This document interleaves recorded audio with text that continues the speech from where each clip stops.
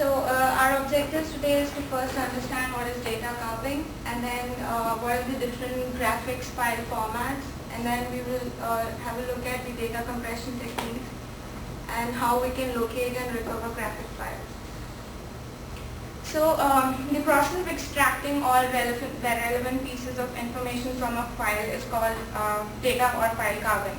So it is a very important tool in recovering files or fragments when a file system is not present, is damaged or corrupt. Data headers can be used to reconstruct these file signatures. Like each different file formats have a specific file signatures that we will look in the next few slides.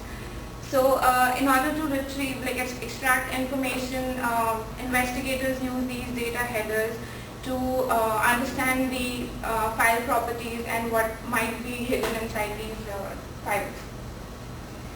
So the process includes looking for file headers and footers and then carving out these blocks between these two boundaries of the information.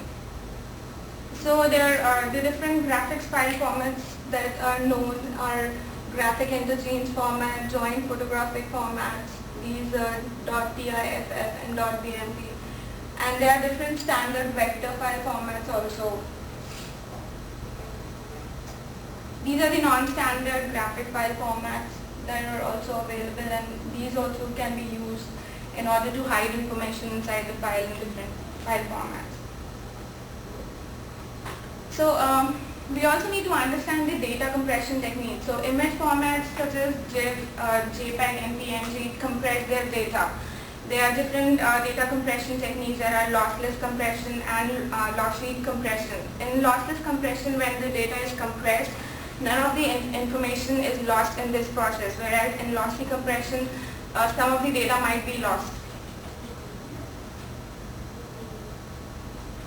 So in computer forensics tools, it is very important to locate and recover the graphic files. And the first option that we have is to recognize the image headers. We need to compare them with the good header samples that we know, and then use these information to create a baseline analysis in order to, you have the image and you feel as if there is something wrong. The image size is huge as compared to the normal size of that particular file. Then we can dig deep into the file hex codes, and then we can, if we can carve data, if there are any possibility. So the information regarding the header is very important. And then reconstructing the fragmented image files. So if there is any image file that has fragments in it, so we can also identify these patterns and then reconstruct the fragmented image. So the investigator uses different file signatures to determine whether the data starts and ends, and what are the file types of that data. In one of our assignments we have seen that the file type was .png, but when we look inside the hex code, the code was for JPEG file format.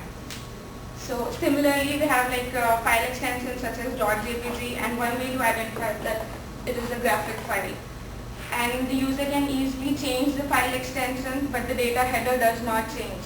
The header remains the same as it was created in the initial form.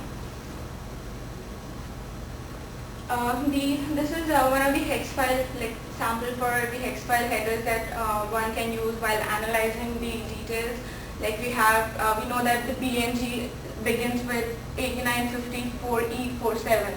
So we know the start, and we can search for these particular hex code inside the image hex code available to see if there are any possible hidden data that we can carve outside from the image. So in this one of the examples, we can see that this image file was overwritten with 4 Z's in it. So as we can see that there are the ZFIF there, and we can also read using the previous image, we can see that the JPEG file has JFIF. So we know that the image file hex code can be a JFIF, or it can be an RIFF also.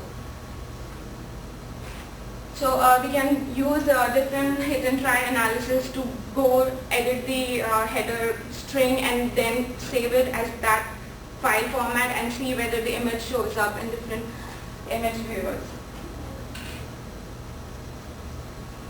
So these are the same steps: recover more pieces of file if needed, and then examine the file header, compare with good header samples, and then test, view it in a good image viewer. So if we know the offset positions of each header files, it will be really easy. That in the previous example we know that the offset image positions, where it begins and where it ends. So we can make changes to these particular headers, look for the matching footers in the string, and then there are several algorithms that are developed that can do this.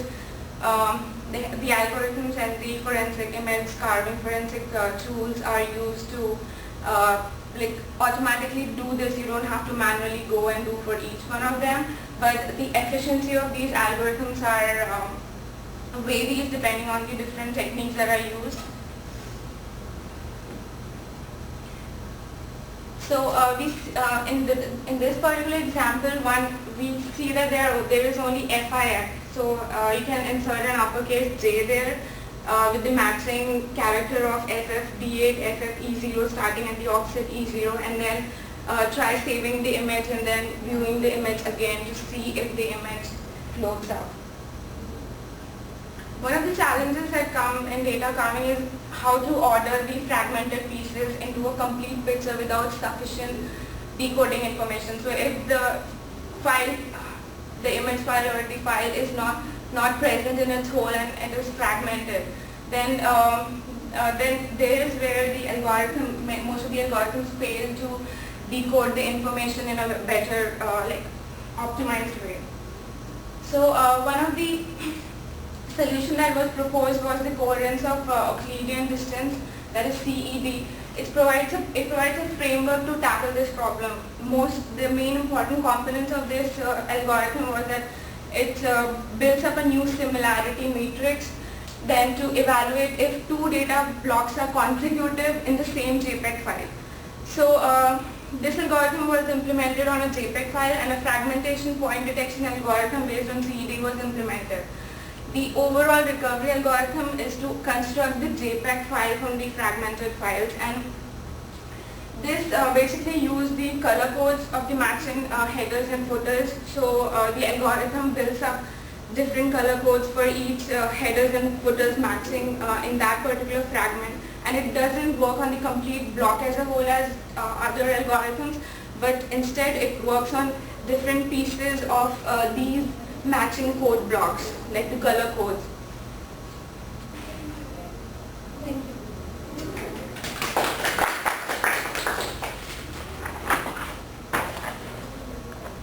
All right, Ryan, you are on.